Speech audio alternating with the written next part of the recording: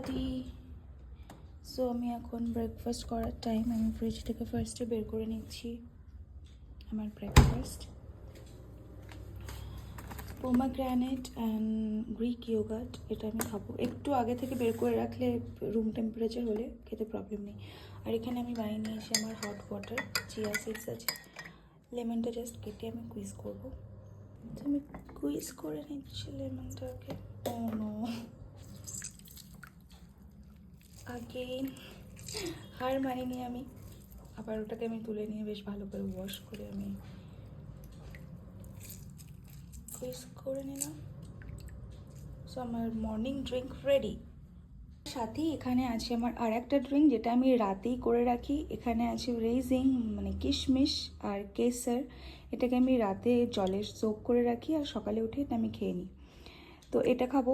আর একটা ড্রিঙ্ক আমার হচ্ছে, সেটা হচ্ছে এখানে, যেখানে আছে জিঞ্জার, গার্লিক, জিরা, সফ আর আজওয়ান আর একটু পিঞ্চ অফ টার্মারিক, হলদি। এটা আর একটা ড্রিঙ্ক আমার তৈরি হচ্ছে।